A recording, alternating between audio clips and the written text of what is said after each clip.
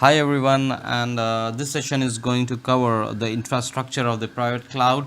We are going to really understand what are the critical requirements when we look at the hardware to design our own private implementation.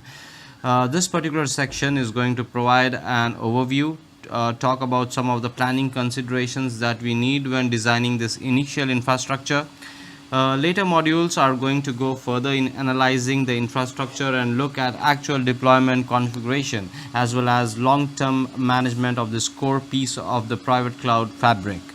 I am Jagannath Gumuluri, a technical evangelist with the Silver Designers, and with this session, we are going to give you a broad foundation of everything you need to get started deploying your own private cloud.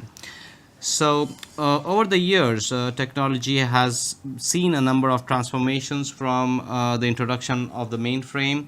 First, let's take a quick look at how we got to where we are today with the current data center. As you may remember, back in the day, we started with a mainframe. It was a technology from many years ago, and since then, we have seen a number of transformations. The client server, after the mainframe came the client server model.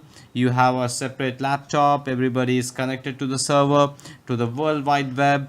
Then we moved over to the web, and the whole shift there was thinking everything was going to go online to virtualization. Virtualization has been a driver of efficiency in IT for nearly a decade. Since then, things have a kind of returned back to this whole data center again once we realized some of the broad benefits of virtualization. And many of you out there are probably at this stage in your deployment model where you have broad virtualization. Yet, how do you take it to the next step? We'll talk about that. What will that next transformation should be? What is the next step? What will this next transformation should go ahead? Let me talk something about IT as a service. I believe it is the concept of IT as a service in which components are released and used on demand as needed. Instead of broad upfront capital expenditures, everything is done when needed. If you need a server, you get it on demand rather than having it purchased it since 6 months ahead of time. Using this concept of IT as a service, this is our foundation towards what we call the private cloud. Let's see what's the overview of private cloud infrastructure. With the private cloud, you are able to not only have efficient infrastructure but also manage it seamlessly and automatically. As we break down the private cloud infrastructure, we'll cover the servers, the storage, the networking, and these components we consider the fabric. We'll look at some of the software and security considerations of making sure that this infrastructure has a solid foundation and will keep online. And then we'll move on to some of the more advanced topics as part of this planning, understanding how high availability works with failover clustering and some of the core requirements needed for virtualization.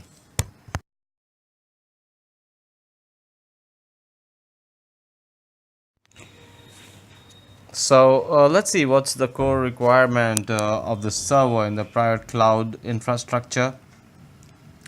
So, start by understanding what is really critical for a server as part of this private cloud fabric. First, current Windows Server editions require a 64-bit processor. Although the Itanium is a 64-bit processor, we discourage using this architecture as it will no longer be shipped in future versions of Windows operating systems. The 64-bit processor will provide the ideal foundation for not just this generation of servers but subsequent generations down the line for the processor. Having as much CPU speed, as many sockets, and as many calls as possible is going to be especially important for virtualization. Under virtualization, lots of virtual machines run on a single piece of physical hardware. Yet each of these virtual machines have specific requirements. They might need their own virtual CPU, and to supply so many virtual CPUs, you need to ensure that you have multiple socket and multi-core server deployments. Virtualization support is another consideration for this server. The two main processor manufacturers, AMD and Intel, each has its own virtualization technologies for hardware assisted virtualization. AMD virtualization AMDV and Intel virtualization technology Intel VT.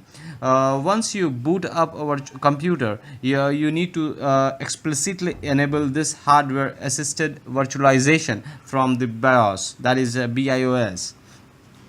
Another recommendation is to leave a second level address translation, that is SLAT. With second level address translation, rather than having additional computation happen at the hardware level, some of that is offloaded to the virtual processors.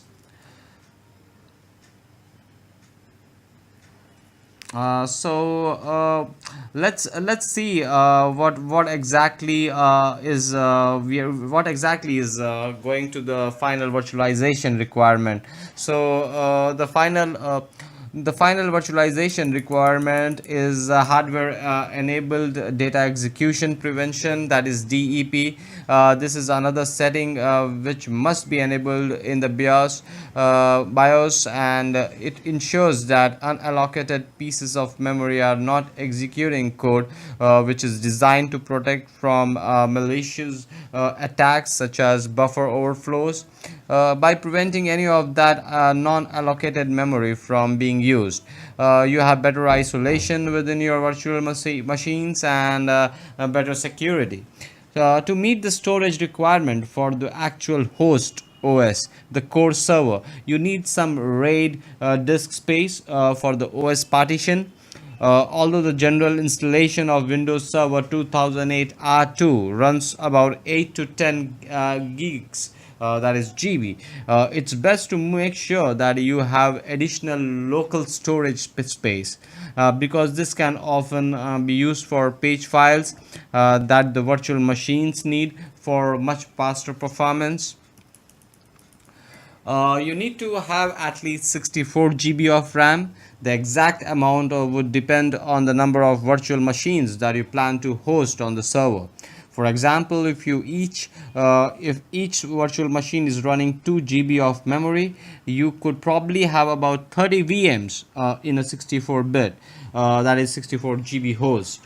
You must always reserve spare memory for their host OS itself as well, so the host can continue to perform and manage all of the VMs that are running on it.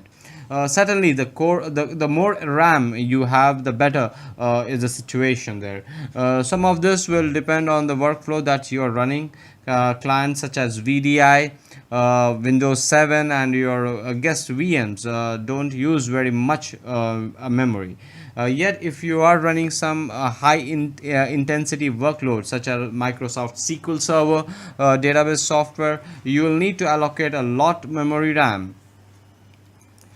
When you look at all of these components, it's very important to make sure that they all have a Windows Server logo, and this is actually a core requirement for cluster support.